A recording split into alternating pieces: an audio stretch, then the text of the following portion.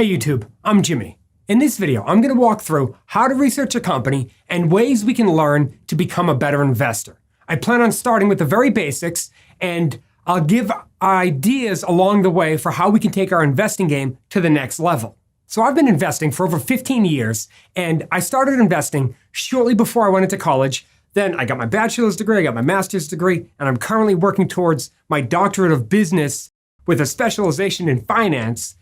But my real love for investing came from when I was young, and my father worked on the floor of the New York Stock Exchange. And that was really my early introduction to investing. That being said, I understand that investing can seem intimidating for people who have never been around it, who have never done it for the first time, or if you're just starting out, the process itself can seem, quite overwhelming. So what I'm hoping to do here is I'm going to break down the actual process I go through whenever I analyze a new company. And I believe that if we follow this process, we can all get really good at analyzing companies and ultimately picking companies to invest in. So if you're not 100% confident on how to read financial statements, I think that this book is a fantastic place to start. It's called Warren Buffett and the Interpretation of Financial Statements. And I got an Amazon link in the description below. But I like it because it's very simple. That's really the reason I love this book. And as you can see, it's quite a small book and it's super easy to read. Now, I think that Mary Buffett, she's one of the authors. I think that she used to be married to, or she still is married to, I'm not sure, married to Warren Buffett's son. And although this is called Warren Buffett and the Interpretation of Financial Statements, I can safely say after reading it that this is not a shortcut for thinking like Warren Buffett thinks as far as investing goes. But I'm not even saying that's why I would like the book. What I'm saying is that they do a fantastic job of making it very, very simple. They walk through different key ratios, different pieces of each of the financial statements, and I think it's an amazing place to start. If you want to learn how to read financial statements like Buffett does, then Ben Graham's book, Security Analysis, is the place to go. But I read that book, and I love reading about this stuff, and that is a really tough book to read. That book took me over a year to read. This one took a couple hours. I mean, it's really quite simple. Okay, so now let's pretend that you're comfortable with the basics of financial statements. And you could probably move on to these next steps, even if you have just the very basics, just a very basic understanding of financial statement analysis. And I put links to the videos that we created on each of the financial statements in the description below, and you could probably get away with just that for now. But I think the key to really becoming a good researcher and ultimately a good investor is being able to analyze a company's business or understand the business itself. So now let's look at how we can learn about the business. And if you're wondering, these are the exact steps I go through for every company that I research, either for work or for when I'm making a video. However I do it, these are the steps. There's 8 steps in general that we go through. Okay, so let's pull up any company. How about we start with the next company that I'm going to cover for the Dow 30 analysis, Goldman Sachs. So the first step is to pull down the most recent annual report, which is called the 10K. Now, 10Ks are required to have a certain amount of information in them. One of those sections, one of the requirements, is that they have a business description in it. So whenever I start with a new company, or even if it's been a while since I last analyzed a company, I always start with the business description. This is the business description for Goldman Sachs. And here they break out the segments, they break out what the company does. And this one's about 20 some odd pages, and they're all usually in that area, call it 15 to 20 pages. So this isn't your typical, they throw a description out there. They do a really good job, at least Goldman did in this example, of explaining what the business does and how they make money. Now, many times when I first start researching a company, this may be as far as I get. If I get through this section and I don't like the business itself, or it's too complicated, or I question how many prospects they're going to have over the next few years, then I could just stop here. And I think that this is an important point because you can bail out on a company at any time. You don't need 1,000 good investments. All you need is a handful of great ones, and you can make a killing with your investments. So I think we all need to be very picky about the companies that we elect to ultimately put our money in. Okay, now we know what the business does, so now we're on to step 2. Now we're going to read the most recent management discussion and analysis section from their most recent filing. If it was their annual filing, the same place you got the business description, great. Otherwise, you have to pull down the quarterly filing, which is called the 10Q. Now, the business section is usually only in the 10K, but the MD&A section is usually in every one of their quarterly and annual filings. Now, sticking with our Goldman example, Goldman's annual report was filed on February 26th of 2018. It's now November, so it's a bit outdated. But their last quarterly report was filed just 2 weeks ago. So we know the business section is from back in February, and the MD&A section is just from 2 weeks ago. So in the MD&A section, we're going to learn a lot about the business, what the management team is trying to do with the business, what their plan is. They might talk about the industry, maybe what different trends that are happening in the industry. They're likely to break down the financial performance for each of the sectors. And basically, they're going to talk about how the business as a whole is performing. Now, I bring up the dates because I think it's important to remember if you're reading the business section and it was from almost a year ago, well, just keep that in the back of your mind. You might want to update those numbers in your head as you're reading through the quarterly MD&A section.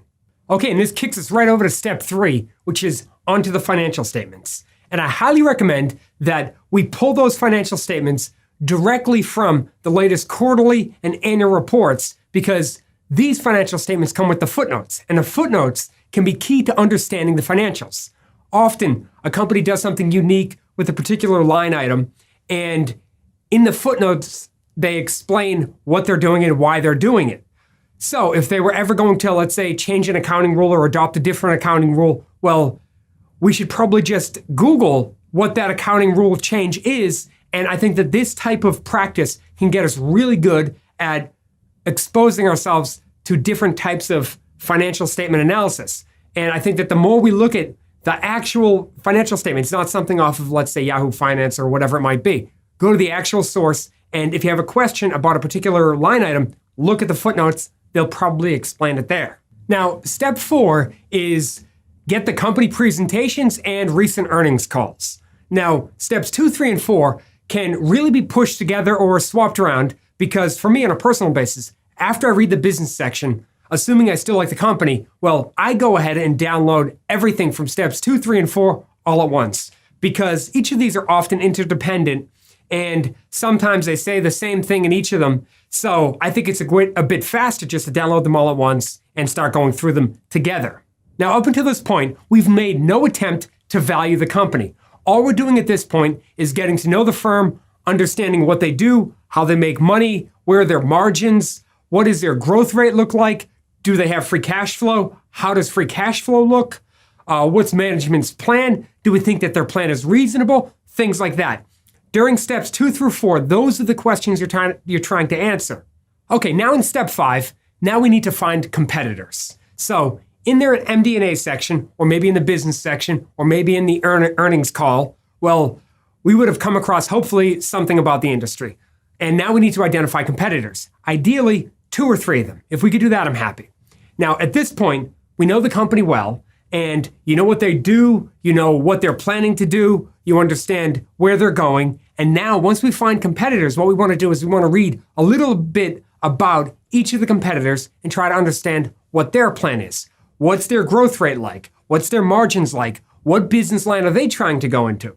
And sometimes if, let's say, you see a big difference in margins between one company and another, you could look at, well, why is there such a big difference? Sometimes this reveals a competitive advantage that one company has over another. So now once you understand the very basics of what the competitors do, you pick 2 or 3 and we move on to step 6. Now we want to try to value our company. Now, assuming that we still like them, of course.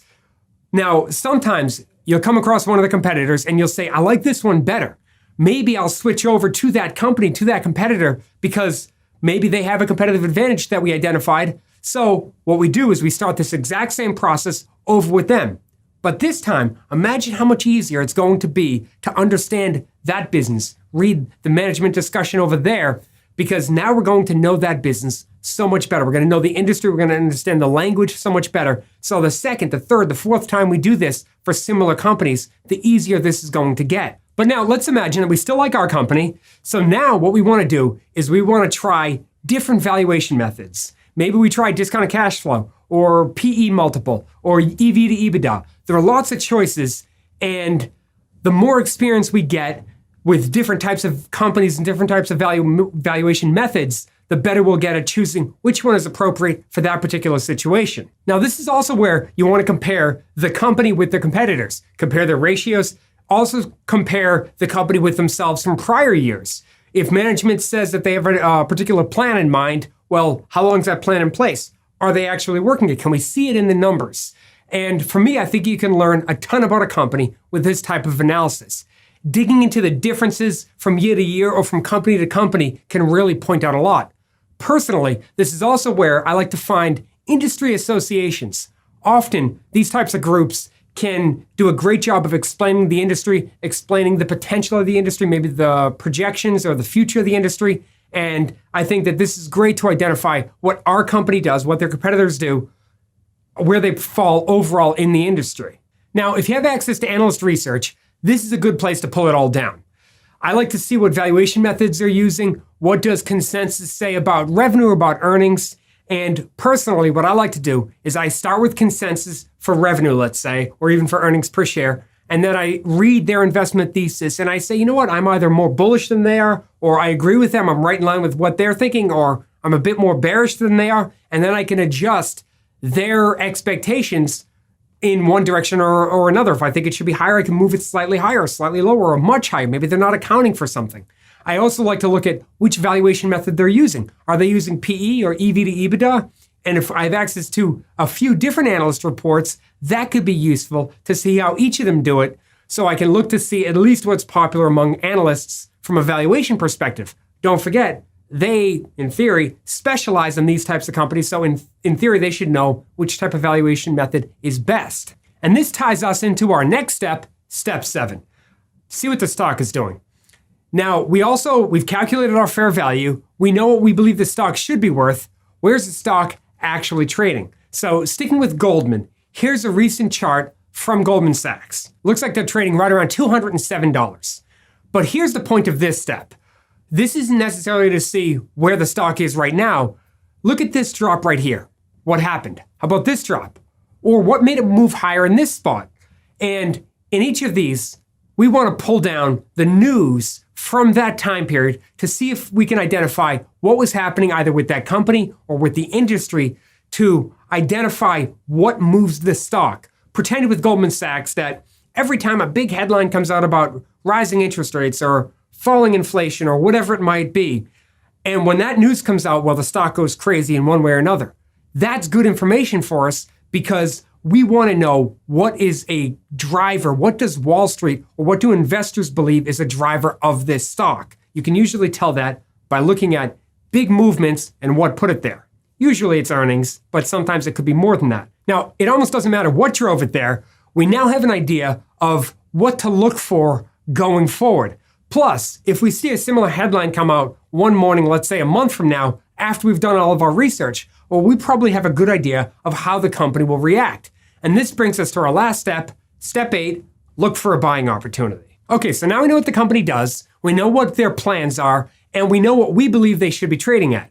We've looked at some recent news, and now we need to determine what our personal margin of safety is. So if we like the company, but maybe we think that there's a lot of risk, well, we want a large margin of safety.